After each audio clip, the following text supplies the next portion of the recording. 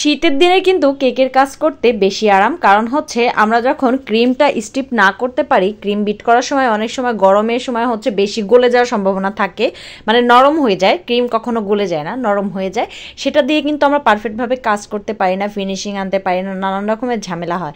But এই শীতের দিনে কিন্তু কোনো ঝামেলাই ফেস করতে হয় না, কারণ হচ্ছে আপনি কেক যত টাইম পারেন তত টাইম নিয়েও কিন্তু আপনি শীতের দিনে বাইরে রেখে ডেকোরেট করতে পারেন।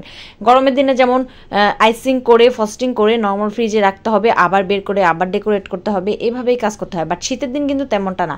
শীতের দিন আপনি মিনিমাম আধা ঘন্টা 1 ঘন্টা কেক যদি বাইরে রেখেও আপনি আইসিং করে বাইরে রেখেও দিতে পারেন, ফিনিশিং আনার পরেও বাইরে রেখে দিতে পারেন, এতে করে কিন্তু আপনার কেকটা কখনোই নষ্ট হবে না। আর কেকের মধ্যে কিন্তু সহজেই আপনার গরমের দিনে দেখবেন যে গরমে অতিমাত্রায় গরম পড়লে ক্রিমের মধ্যে বুদবুদ সৃষ্টি হয়, মানে বাতাস ঢুকে ক্রিমটা নষ্ট হয়ে যাওয়ার চান্স থাকে। কিন্তু শীতের দিনে কিন্তু খুব সহজে কিন্তু বাতাসটা ঢোকে না ক্রিমের মধ্যে, যার কারণে ক্রিমটা ভালো থাকে। মানে আমার অভিজ্ঞতা থেকে আপনাদের সঙ্গে শেয়ার করছি। অনেকে অনেক কথা বলতে পারেন এখানে, বাট আমি যতটুকু জানি ততটুকু আপনাদের সঙ্গে শেয়ার করি, এবং আমার সাথে যেটা ঘটে আমি সেটাই আপনাদের সঙ্গে শেয়ার করি। আমি কিন্তু একটু বানিয়ে কথা বলছি না, কিংবা আমি বলছি না যে আমি অতিরিক্ত জানি, আপনাদের থেকে বেশি জানি। আমি কিন্তু এখনও কিছুই জানি না, আপনাদের থেকে আমার অনেক কিছু শেখার আছে।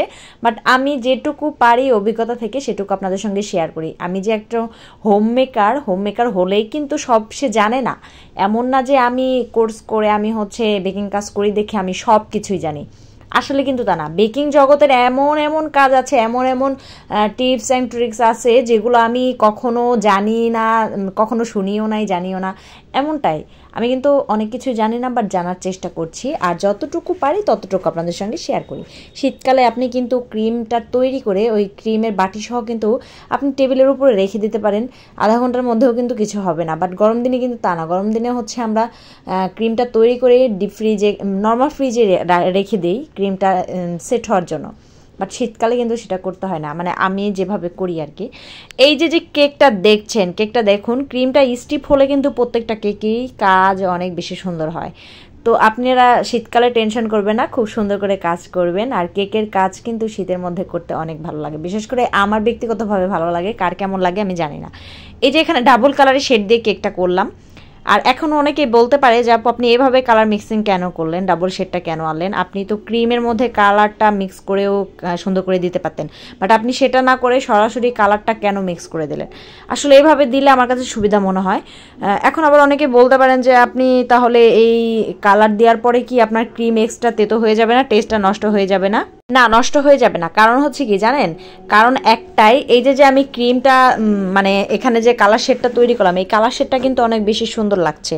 আর আমি যে কোয়ালিটিফুল জেল কালারটা ইউজ করি, সেটা এভাবে দেওয়ার পরে ক্রিমের টেস্ট একটু নষ্ট হবে না, ক্রিম গলে যাওয়ার সম্ভাবনাও থাকে না, বেশ ভালোই লাগে।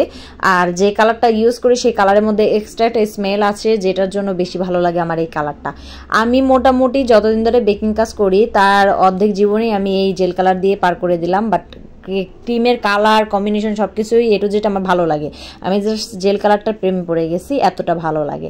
আর এই যে ফন্ডেন্ট টুলসগুলো দেখছেন, এগুলো হাতে তৈরি করা। এখানে জুতা, তারপর হচ্ছে ড্রেসগুলো তৈরি করে রেখেছি, সবগুলো কিন্তু হাতে তৈরি করে রেখেছিলাম। আর ফন্ডেন্ট দিয়ে কাজ করতে কিন্তু শীতের মধ্যে বেশ ভালো লাগে, কারণ গরমের দিনে কিন্তু ফন্ডেন্টটা সহজে শক্ত হতে চায় না, বাট শীতের দিনে কিন্তু সহজে শক্ত হয়ে যায়। এটা কিন্তু আমি যখন রাতে এই জিনিসগুলো বানিয়ে রেখেছিলাম, দেন সকালেই দেখতে পাচ্ছেন একদম সেট হয়ে গেছে, শক্ত হয়ে গেছে। এটা কিন্তু কেকের উপরে অনেক সুন্দরভাবে বসে থাকবে।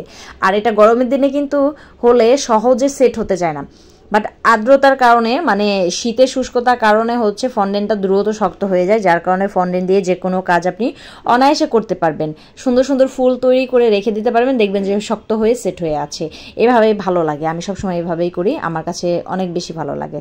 তো আশা করছি আজকে আমার এই ভিডিও টিপসগুলো অনেক বেশি কাজে দিবে আপনাদের। আর যদি ভুল ত্রুটি হয়ে থাকে অবশ্যই ক্ষমার দৃষ্টিতে দেখবেন। আপনারা যদি কোনো কিছু জেনে থাকেন আমার সঙ্গে শেয়ার করবেন। সেই সাথে ধন্যবাদ জানাচ্ছি সবাইকে। ভিডিওটা ভালো লাগলে অবশ্যই লাইক কমেন্ট শেয়ার করবেন, আর ভালো লাগলে আমার এই সুন্দর পেজটার সঙ্গেই থাকবেন। এখানে আমি শেয়ার করি সুন্দর সুন্দর টিপস অ্যান্ড ট্রিক্স, কেকের বেকিং কাজ যারা করে তাদের জন্য অনেক দারুণ দারুণ টিপস শেয়ার করে থাকি।